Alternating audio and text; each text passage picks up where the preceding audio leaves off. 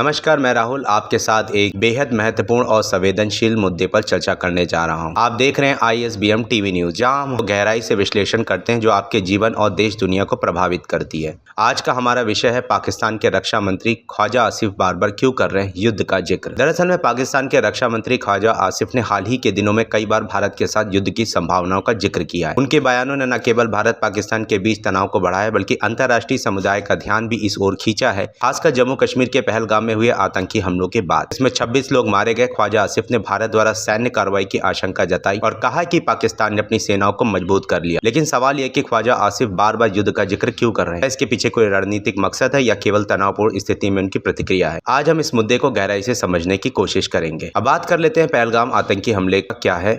दरअसल में पहलगाम आतंकी हमला जो अप्रैल 2025 में हुआ, भारत पाकिस्तान के बीच तनाव का मुख्य कारण बन गया। इस हमले में 26 लोग, ज्यादातर पर्यटक, मारे गए और भारत के लिए पाकिस्तान समर्थित आतंकवादियों को जिम्मेदार। भारत ने इस हमले के बाद सख्त रुख अपनाया, जिसमें इंडस वाटर ट्रीटी को निलंबित करना और पाकिस्तानी नागरिकों को देश छोड़ने का आदेश देना शामिल है। जवाब में पाकिस्तान ने 1972 में शिमला समझौते को निलंबित कर दिया। इस तनावपूर्ण माहौल में ख्वाजा आसिफ ने कई बयान दिए, जिसमें उन्होंने भारत द्वारा सैन्य घुसपैठ की आशंका जताई और कहा कि पाकिस्तान हाई अलर्ट पे है। उन्होंने यह भी कहा कि अगर पाकिस्तान के अस्तित्व को खतरा हुआ तो अपने परमाणु हथियारों का इस्तेमाल कर सकता है। दरअसल में ख्वाजा आसिफ के बयानों को हम कई तरीके से देख सकते हैं। पाकिस्तान की आंतरिक राजनीति हमेशा से ही जटिल रही है। ख्वाजा आसिफ, जो पाकिस्तान मुस्लिम लीग नवाज यानी PMLN के वरिष्ठ नेता हैं, अपने बयानों के जरिए घरेलू जनता को यह दिखाने की कोशिश कर सकते हैं कि सरकार राष्ट्रीय सुरक्षा के मुद्दे पर सख्त और सतर्क है। पहलगाम हमले के बाद भारत के कड़े रुख ने पाकिस्तान में असुरक्षा की भावना को बढ़ाया। ऐसे में रक्षा मंत्री के रूप में ख्वाजा आसिफ की युद्ध की बात करना जनता को यह भरोसा दिलाने का प्रयास हो सकता है कि सरकार किसी भी स्थिति के लिए तैयार। इसके अलावा ख्वाजा आसिफ ने हाल ही में एक साक्षात्कार में यह स्वीकार किया कि पाकिस्तान ने पिछले 3 दशकों में आतंकवाद का समर्थन किया है। इसे उन्होंने गंदा काम कहा। इस बयान ने पाकिस्तान के भीतर और बाहर विवाद को जन्म दिया। उनके युद्ध के बयान शायद इस विवाद से ध्यान हटाने की कोशिश भी हो सकते हैं। आइए बात करते हैं कि भारत के साथ तनाव बढ़ाने की रणनीति क्या है। दरअसल में ख्वाजा आसिफ के बयानों को भारत के साथ तनाव की ओर बढ़ाने की रणनीतिक रूप से देखा जा सकता है। भारत ने पहलगाम हमले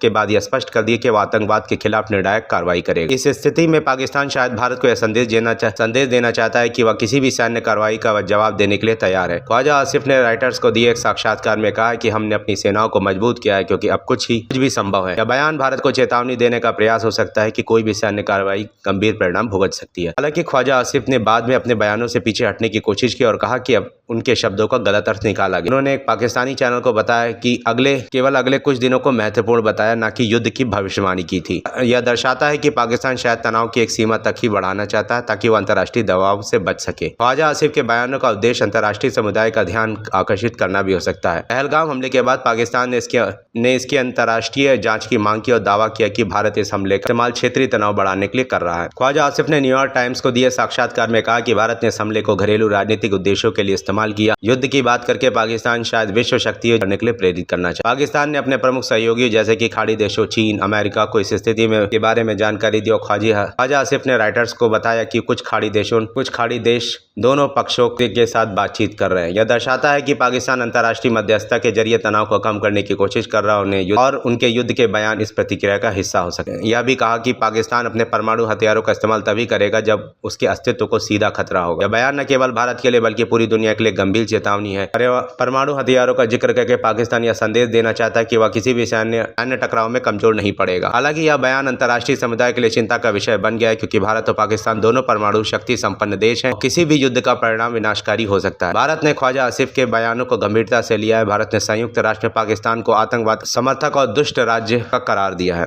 भारतीय राजदूत योजना पटेल ने कहा कि ख्वाजा आसिफ का आतंकवाद का समर्थन देने की बात स्वीकार करना और अस्वीकार करना कोई आश्चर्य की बात नहीं है। भारत ने यह भी स्पष्ट किया कि आतंकवाद के खिलाफ कठोर कार्रवाई करेगा। इसके लिए उसे अंतर्राष्ट्रीय समुदाय का समर्थन प्राप्त। इसके अलावा भारत सरकार ने ख्वाजा आसिफ के एक्स अकाउंट को भारत में ब्लॉक कर दिया क्योंकि उनके बयानों को भड़काऊ माना गया। यह कदम दर्शाता है कि भारत पाकिस्तान के बयानबाजी को हल्के में नहीं ले। ख्वाजा आसिफ के बार बार युद्ध का जिक्र करने के पीछे कई कारण हो सकते हैं। या आंतरिक राजनीतिक दबाव, भारत के साथ तनाव को नियंत्रित करने की रणनीति और अंतर्राष्ट्रीय समुदाय का ध्यान आकर्षित करने की कोशिश का मिश्रण क्षण हो सकता है। हालांकि उनके बयानों ने भारत पाकिस्तान के बीच तनाव को और बढ़ा दिया है और क्षेत्रीय शांति के लिए खतरा पैदा कर दिया है। दोनों देशों को संयम बरतने और बातचीत रास्ते तलाशने की जरूरत है ताकि इस तनाव का कोई विनाशकारी परिणाम न हो। अंतर्राष्ट्रीय समुदाय की भूमिका भी इस स्थिति को शांत करने के लिए महत्वपूर्ण होगी। दूसरी तरफ पाकिस्तान ने अपना पुराना राग अलापा, उसने इन आरोपों का खंडन किया। उसके मिशन के काउंसलर जवाद अजमल ने फिर से तटस्थ जांच की मांग की। पाकिस्तानी प्रधानमंत्री शहबाज शरीफ ने भी निष्पक्ष और पारदर्शी जांच का राह पर लग चुके हैं। उनकी योजना फिर इस मसले को उलझाने की है। भारत